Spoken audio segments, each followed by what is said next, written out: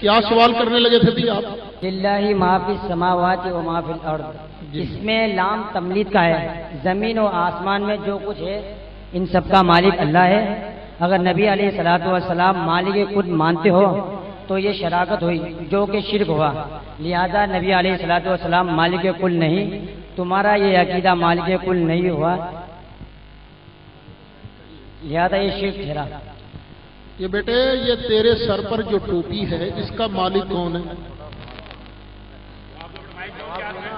Mic دو نا ان کے ہاتھ میں جنہوں نے سوال کیا ہے۔ للہ ما فی السماوات و ما فی الارض، اللام للتملیک، لام ہے ملکیت کا۔ اس ٹوپی کا مالک کون ہے؟ میں خود مالک اللہ نہیں؟ بے شک کہو اصل مالک اللہ ہے، لیکن اللہ تعالیٰ نے تمہیں یہ چیز دے دی ہے، تو کائنات کی ہر چیز کا اصل مالک اللہ ہے، سرکار اصل مالک نہیں۔ تمہیں اللہ نے یہ ٹوپی برتنے کے لیے دی ہے، اللہ نے کائنات کے خزانے مصطفیٰ کو تقسیم کرنے کے لیے دے دی ہے۔ شرک کہاں بنا؟ مائک اسے دو، مائک اسے ہی دو، مائک اسے ہی دو۔ کیوں بیٹے بات سمجھ یار؟ گاہک میرا ہے، ڈھیلے تمہارا تو نہیں ہے۔ بیٹے سمجھ آ گئی بات؟ ہاں مائک میں جواب سمجھ آ گئی بات کہ نہیں؟ جی سمجھ آ گئی ہے نا بات؟ جس طرح تم ٹوپی کے مالک ہو، تمہارا ٹوپی کا مالک ہونا للہ ما فی السماوات و ما فی الارض کے مخالف نہیں۔ اسی طرح نبی کریم علیہ السلام اصل مالک نہیں ہے، مالک اصل میں اللہ ہے، دیتا بھی اصل میں اللہ ہے، لیکن سرکار اللہ کے خزانوں کو تقسیم کرتے ہیں۔ سرکار فرماتے ہیں انما انا قاسم واللہ یعطی، دیتا اللہ ہی ہے، سرکار صرف خزانے تقسیم فرماتے ہیں۔ سمجھ آ گئی ہے تو ہاں کرو، نہیں سمجھ آئی تو اس پر سوال کر دو۔ جی ٹھیک ہے جی جزاک اللہ۔ ہاں ماشاءاللہ۔ جی السلام علیکم۔ وعلیکم السلام۔ کل کی ایک تقریر کا سوال تھا، وہ بیچ میں مجھ سے رہ گیا تھا۔ اسماعیل دہلوی صاحب کے بارے میں سوال تھا۔ اعلیٰ حضرت امام احمد رضا بریلوی رحمۃ اللہ علیہ نے اپنی کتاب میں لکھا ہے کہ میں اسماعیل دہلوی کو کافر نہیں کہوں گا، لیکن جو کافر کہے گا میں اسے منع بھی نہیں کروں گا۔ فتویٰ رضویہ کے اندر اعلیٰ حضرت نے ایک قول یہ بھی لکھا ہے جو کافر کو کافر نہ کہے وہ خود کافر ہے۔ تو اس میں غیر مقلدین یہ سوال کرتے ہیں کہ اس میں مشکوک بات ہے، تو آپ اس کی وضاحت کر دیجیے۔ وہ ایک بات میں نے اکثر کہی ہے کہ جہاں وہابی ہوتے ہیں وہاں عقل نہیں ہوتی، جہاں عقل ہوتی ہے وہاں وہابی نہیں ہوتی۔ ٹھیک، آپ یہ میں نے کہا ہے نا، بالکل کہ دونوں باتیں الگ ہیں۔ ٹھیک، جس کا کافر ہونا قطعی طور پر ثابت ہو جائے اس کو کافر کہنا پڑے گا۔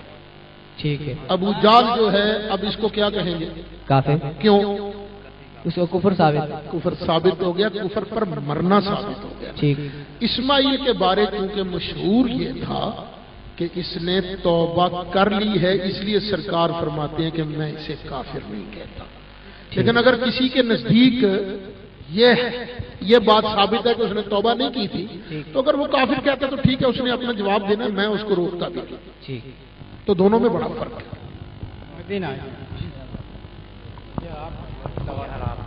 السلام علیکم۔ وعلیکم السلام۔ سوال یہ کرنا تھا کہ جیسے نبی کریم صلی اللہ علیہ وسلم خواب میں آتے ہیں، کسی بد عقیدے کا کہنا یہ کہ نبی کریم صلی اللہ علیہ وسلم کا فرمان ہے کہ میں انہی لوگوں کے خواب میں آؤں گا جنہوں نے مجھے ظاہر حیات میں دیکھا۔ نہیں یہ تو سرکار نے کہیں نہیں فرمایا، جھوٹ بولتا ہے وہ۔ یہ معلوم کرنا سرکار نے یہ فرمایا ہے جو مجھے خواب میں دیکھے گا، من رآنی فی المنام فسیرانی فی الیقظہ، پھر وہ جاگتے ہوئے بھی مجھے خواب میں دیکھے گا۔ دیکھیے اللہ تعالیٰ مجھ پر اگر کرم فرماتا ہے، میں سرکار کی اگر خواب میں زیارت کرتا ہوں تو کیا میں پھر مرنے سے پہلے سرکار کو جاگتے ہوئے دیکھوں گا کہ نہیں؟ اب اگر سرکار زندہ ہی نہیں ہے، سرکار آ ہی نہیں سکتے، تو میں دیکھوں گا کیسے؟ یہ بھی میری بات کی دلیل ہے کہ سرکار زندہ ہے، جہاں چاہیں آ بھی سکتے ہیں انشاءاللہ، بے شک۔ السلام علیکم۔ السلام علیکم. ایک منٹ سوال یہ کیا ہے کہ اسماعیل دیلوی کی توبہ کے بارے میں کوئی پکی بات بھی ہے؟ پکی بات ہوتی تو پکا مسلمان نہ کہتے. مشہور ہے نا، اس لیے احتیاط کا تقاضا. ہمیں کوئی ضد تھوڑی ہے کسی کے ساتھ، ٹھیک ہے نا. ہم نے تو مسئلہ بتا دیا کہ یہ باتیں غلط ہیں، اور اگر کوئی توبہ کر جائے تو دیکھ لو. اس کو بھی ہم کافر نہیں کہتے، تم بھی توبہ کر دو، ہم تمہیں بھی اپنا سر کا تاج بنانے کو تیار ہیں.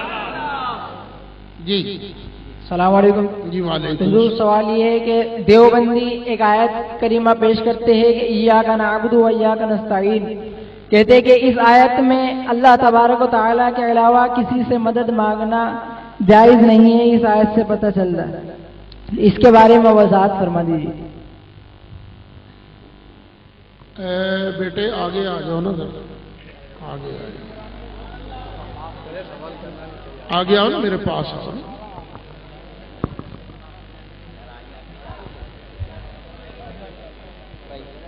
آ جاؤ میرے پاس آؤ. شاباش. بعض مسئلے پریکٹیکلی سمجھانے پڑتے ہیں نا، زبانی کلامی سمجھ نہیں آتا. آ جاؤ. شاباش. ٹھہر جاؤ. میرے پاس آ جاؤ بیٹے. شاباش، میرے پاس آ جاؤ.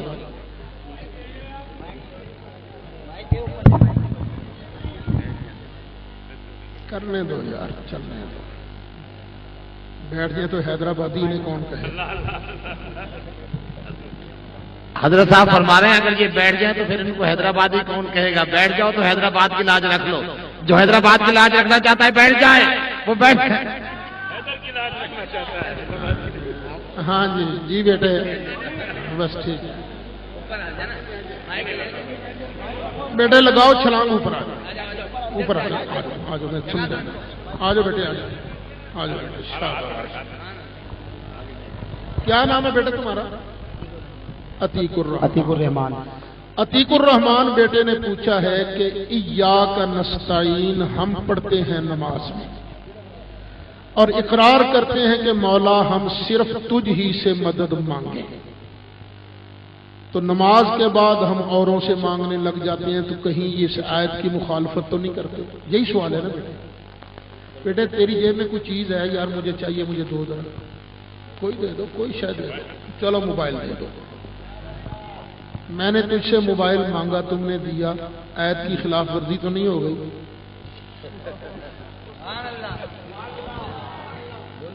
بتاؤ نا. جی آیت کی خلاف ورزی ہو گئی؟ جی خلاف ورزی نہیں. کیوں؟ میں نے تم سے جو موبائل مانگا نا، تو میں نے تمہیں معبود سمجھ کے نہیں مانگا. میں نے تجھے یہ سمجھ کے مانگا اللہ نے تجھے دیا ہے، اللہ کے دیے ہوئے سے مجھے دو.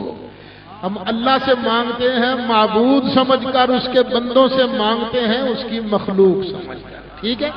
ترجمہ آیت کا یہ ہے، یا اللہ معبود سمجھ کر ہم صرف تجھ ہی سے مانگیں. ٹھیک ہے بیٹے. جزاک اللہ. اور دیکھو اللہ فرماتا ہے، اب سنتے جو آیت. اللہ کہتا ہے تعاونوا علی البر والتقوی، نیکی اور پرہیزگاری کے کاموں میں ایک دوسرے کی مدد کیا کرو. اب اگر اللہ کے علاوہ کوئی اور مدد ہی نہیں کر سکتا تو یہ اللہ کیوں فرماتا ہے ایک دوسرے کی مدد کیا کرو؟